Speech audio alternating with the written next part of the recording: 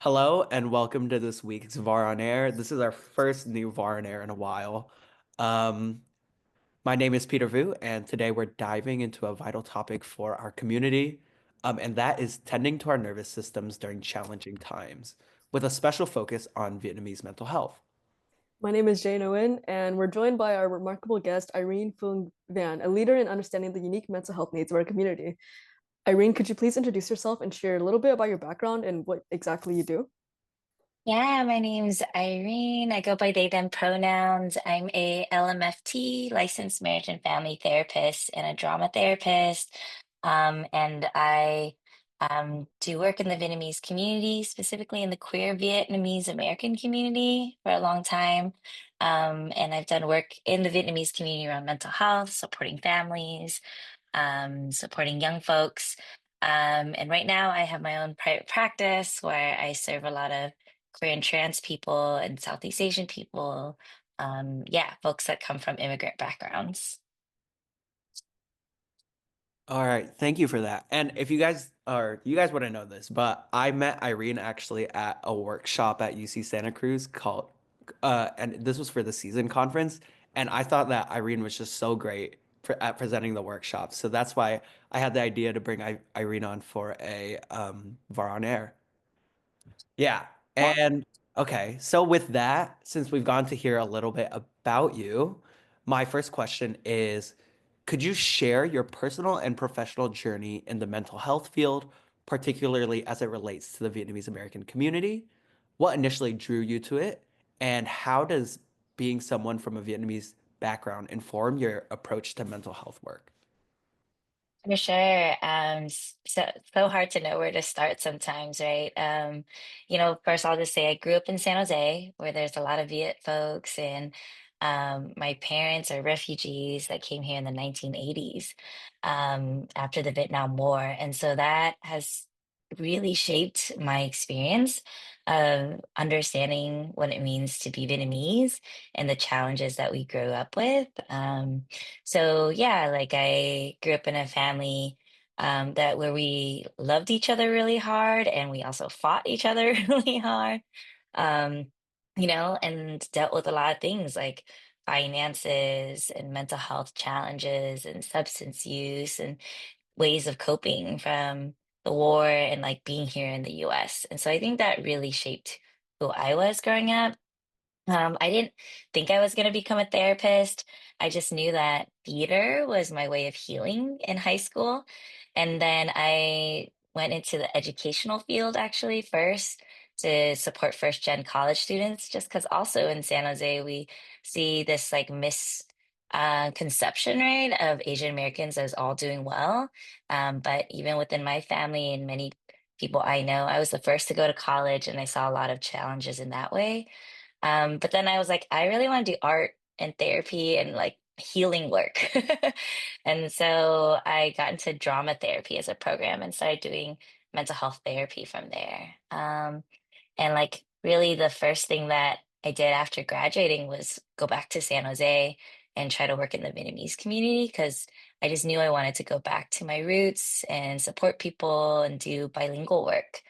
So yeah, that's kind of a little bit about me. I will also say that like being in San Jose was also like where I received so much like cultural resources, right? Like growing up, like being around culture and language. And yeah, so I think that also really informs the way I think about Vietnamese mental health, like in a thriving Viet community. It's actually really cool to talk to another like queer Vietnamese person because for a recent project, I've been doing it's like a paid project. I've been doing research into like the intersectionality of like Asian and queer identities and Mhm. like how one shapes the other. And so naturally, I've also done a lot of my own exploration into like the stigma surrounding mental health in Vietnamese culture and also like relying on my own lived experiences. So I'm very interested in hearing your thoughts on how you think that Vietnamese cultural beliefs and values influence attitudes towards mental health and like seeking help. And how do you think intergenerational trauma from war, migration, and resettlement play a role in the nervous system health of Vietnamese Americans? Totally. And we can talk about queerness too if you want to like bring those threads in. I can talk about that all day too. And yeah, I think like Well, just like one to think about is like mental health in Vietnam, right? Like in Vietnam, it was often seen as if you had a mental health problem, it was on the severe end of mental health. So anything beyond that is not considered mental health, right? And so if you are seen as having mental health issues, it's so easy to get institutionalized. And when you're institutionalized, you're kind of shunned. It's like not good on the family. There's a lot around saving face, right? And so I think there's a lot of fear and stigma still around what a mental health clinician does, what it's for, who it's for. So I think Vietnamese folks are still coming around to understand what mental health is about. I think there's also a lot of beliefs on, like this sort of self-reliance, immigrant pride that, we got here, we get through things. And so there's a lot around seeking help. And also like this sort of value around like restraint around your emotions, right? Like there's a value a lot in within Vietnamese culture. And so I think the idea of like go talk to someone about your feelings seems really foreign for a lot of our first gen folks. And I just want to like preface, right? Like we all have different understandings of culture and like how we acculturated or assimilated. And so I'm speaking in very general terms. But I think those things have a big impact on when we think about stigma, seeking help. I also just want to acknowledge that like a lot of Viet folks have a lot of mistrust, and rightfully so, around Western medicine and institutions, right? Like we have faced colonization of our country, our homeland, and then we come here and we're told to just follow Western doctors. And so I think there's a lot of reason why people are mistrustful of these sort of Western practices. Um, and so I like really honor that when I think about access to therapy. I think your second question around like intergenerational trauma, war, yeah, I think that has a huge impact, right, on our communities. We come from war, which has taught us like, can we feel safe anywhere, right? And so I think that lives within our nervous system and our bodies. Our folks can, have experiences of PTSD, nightmares, flashbacks. But even like coming to the US, like there's so many challenges of like losing your culture, your language, like a sense of homesickness. So there's grief and sadness, and that stuff can get really passed down to the younger generations. Like the way I like to describe it, intergenerational trauma is like if you're walking across the street with your parent and they're holding your hand, and you can feel like their fear through the hand, right? How closely they clench their fists. You can transmit some of that fear down to your child, right? You can literally feel it in their hand. So I think it's like a very somatic thing for a lot of second gen 1.5s, 2.5, and so forth. Um, and so it shows up for us, like younger folks, as like depression, anxiety, like perfectionism, guilt, survivor's guilt, like navigating multiple cultures at once, like getting triggered by our parents, so many things. And so, yeah, I think it's a big issue. And then we have to be able to talk about it, about our history when we go to therapy or when we're talking to our friends and stuff. All right, yeah. Thank you for that, Irene. So like talking about second like generation, like being a generation Vietnamese American, I do like a lot of things you mentioned, like I do deal with, whether it be like anxiety or perfectionism. Like I feel like I have to live up to that because my parents gave up so much to be here. So as you like talk about these stigmas around mental health in the Vietnamese community, whether it be like about our history or how we as Vietnamese Americans have like picked up on that because of like whether it be war or stigmas, what are the most common nervous system related issues that you see in your work with Vietnamese Americans, whether it be those that are way older than someone like me or someone that's my age? Yeah. Yeah, I mean, I think when we're talking about like parents or grandparents who have gone through war, you're seeing like a lot more or war or like coming here to the US maybe in the 90s or 2000s, right? You're seeing what they will say more like, I'm having stress, right? They might not be saying depression or anxiety, but they feel very stressed. They're worried about money.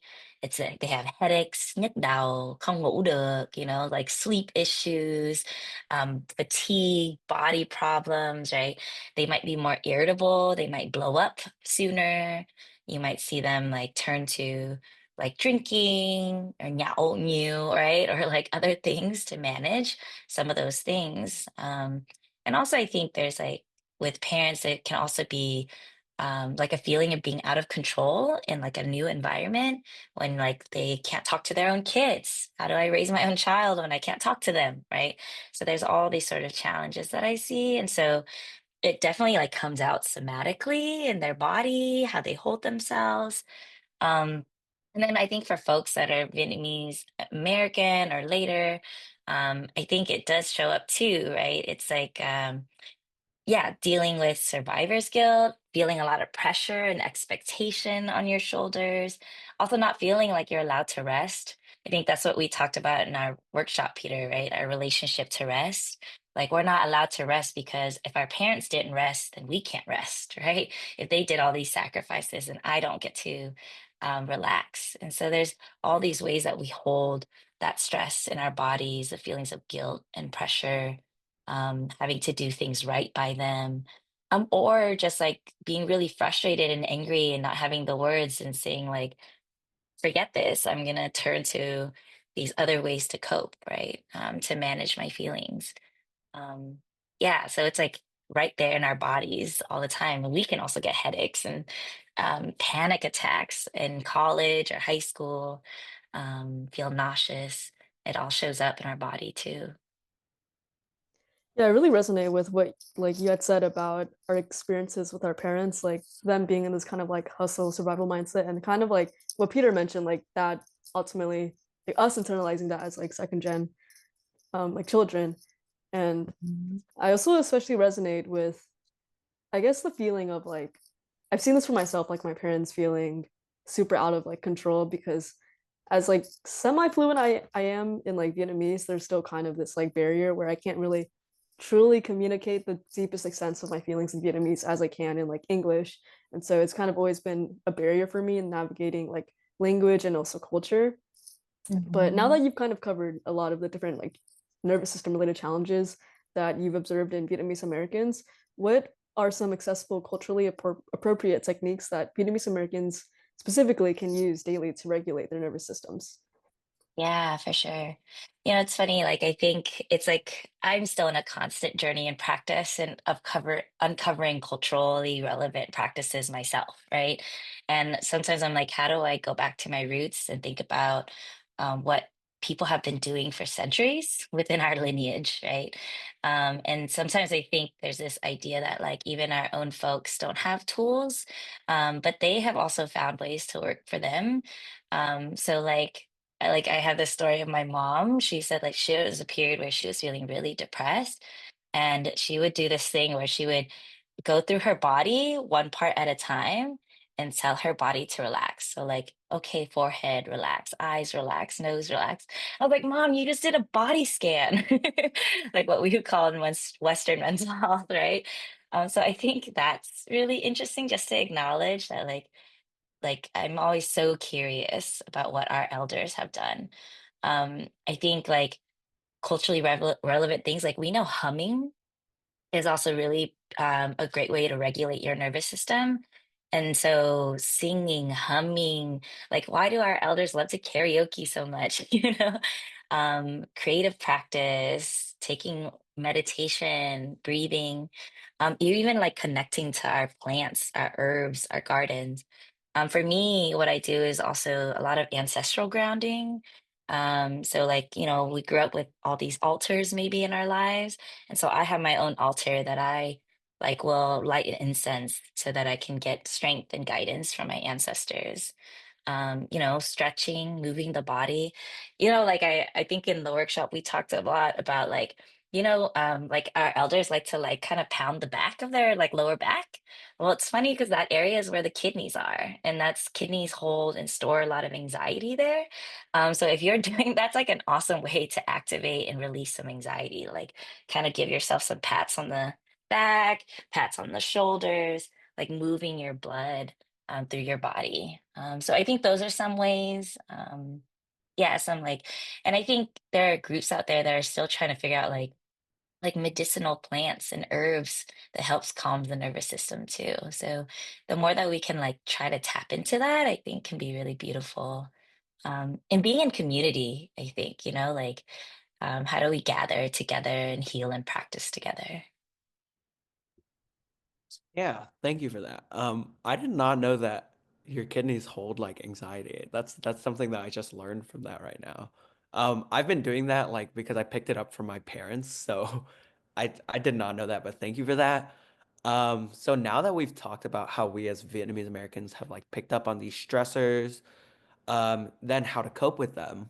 I was wondering if we could talk more about how we as a community can heal from this history of mental health and stress. So, how can Vietnamese Americans begin conversations, or just Vietnamese and Vietnamese Americans in general, begin conversations about mental health with family members who may be resistant to these discussions?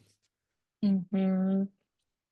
Yeah, I think one thing that I keep trying to do for myself is also like, let's break down that this idea that Vietnamese folks don't know how to talk about mental health because they might just talk about it differently. They talk about it through the somatic symptoms, or they talk about things in terms of like bị stress, right? Bị không ngủ được, mệt, And so I think it's important to use the language that they're using as a bridge or a connecting point. So when I worked with Vietnamese families, I use the language they use, right? Um, so I think that just to start there, like what do we already know is common language between all of us, right? Like my members aren't going to say lo âu or anxiety, but bị lo lắng or like bị stress nhiều quá không ngủ được, all of that is helpful. Um, and then I think it's important to connect to the values of Vietnamese folks. Like,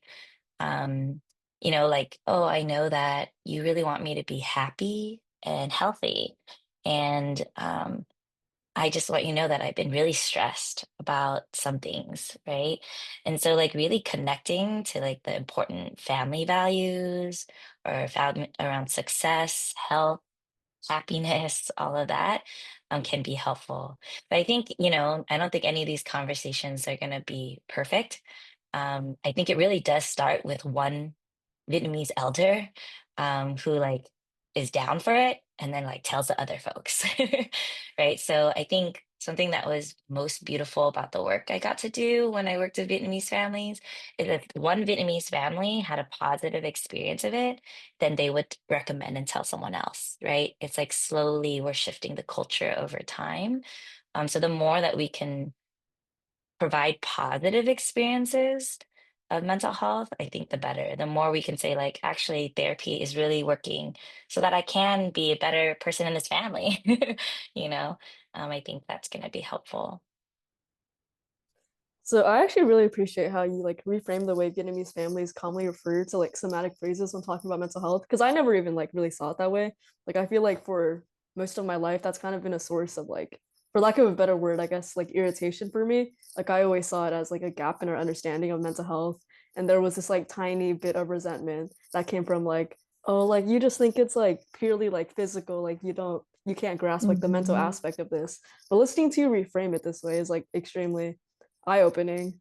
So I'm really interested in hearing about the resources that you know currently exist, specifically for Vietnamese Americans struggling with mental health issues. And also, what gaps in general do you see in mental health services for the Vietnamese community that you think need to be addressed? So the first one I'll just share, there's limited resources out there, but there's people putting out more stuff. If you just like Googling like Vietnamese language resources, like there's stuff in mental health that are more out there.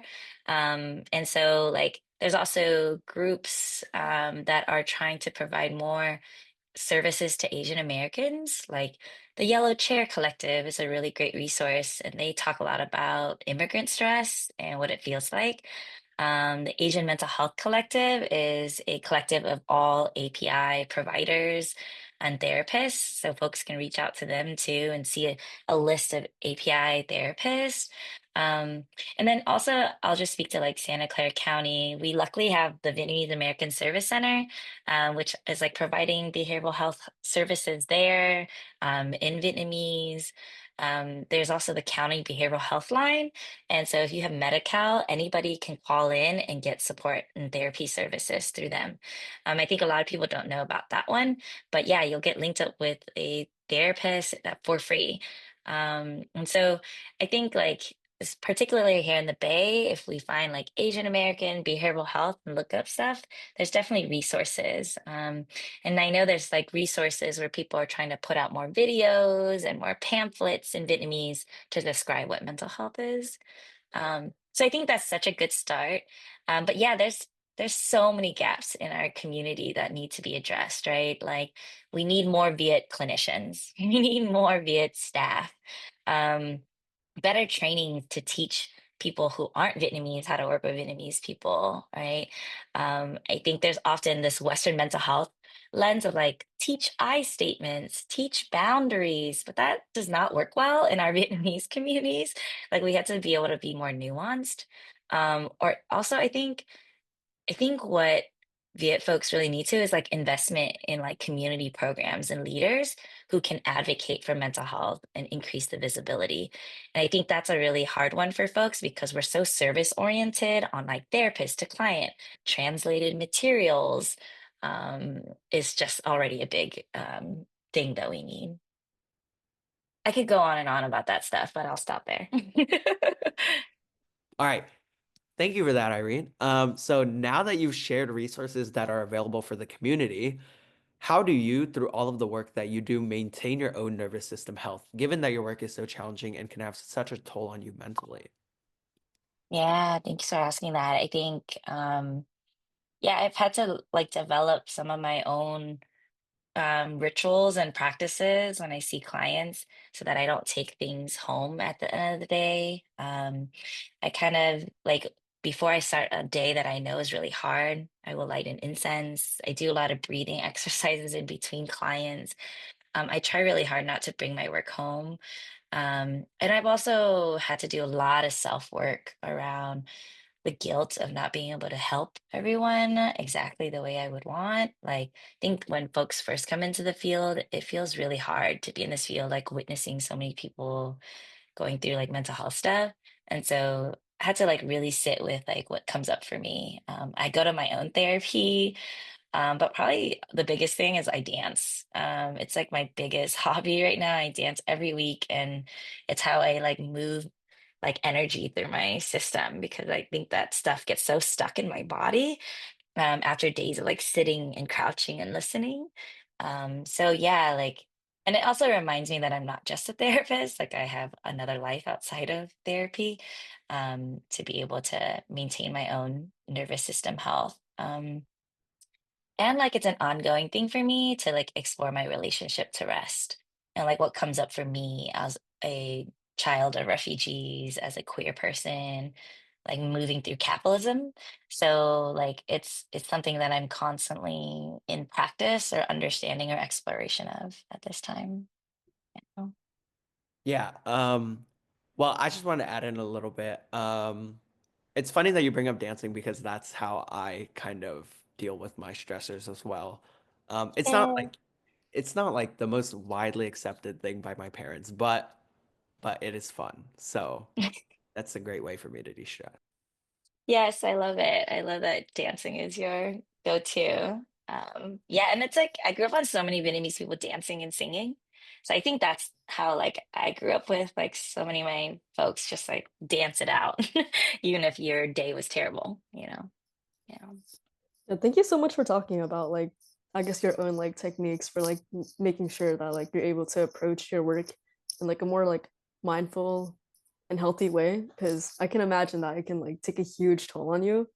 And just kind of like listening to you like talk about all the experiences that you've like had with Vietnamese American families, like it kind of like hit home because then it's like a lot of these problems have also affected me. So then I can't imagine what it's like to like have to listen to like all these families talk about probably similar problems and only being able to do so much for them. Like I can imagine that takes a huge toll. So I have a lot of respect for what you do. And I'm also very glad that you have dancing as like an outlet for you because it's very important to have that kind of thing when you're in such a mentally heavy field.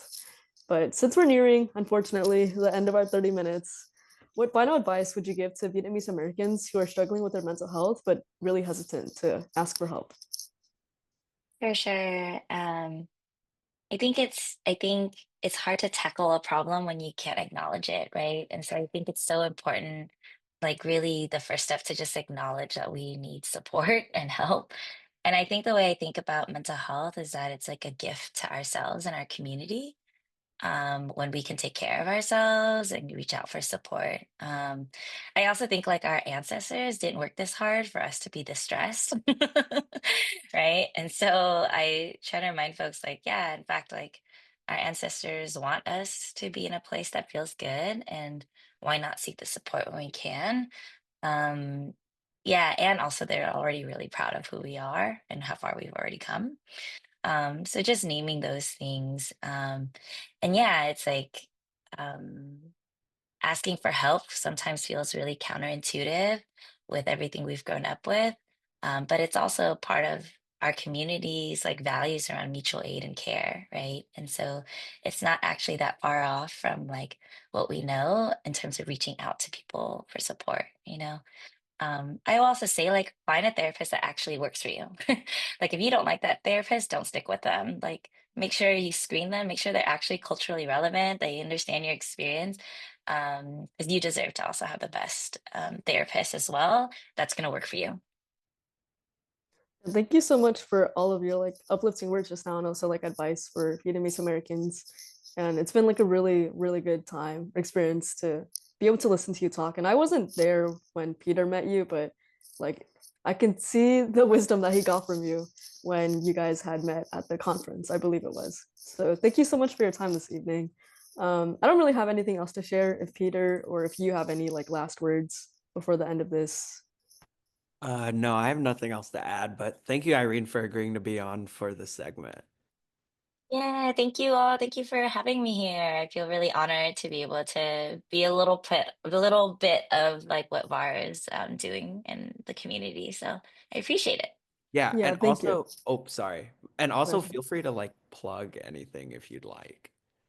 Oh yeah. So as a therapist, if you are looking for a therapist and want to check out my services, I have a website called www.therapywithirene.com. You can also reach me via email at hello@therapywithirene.com.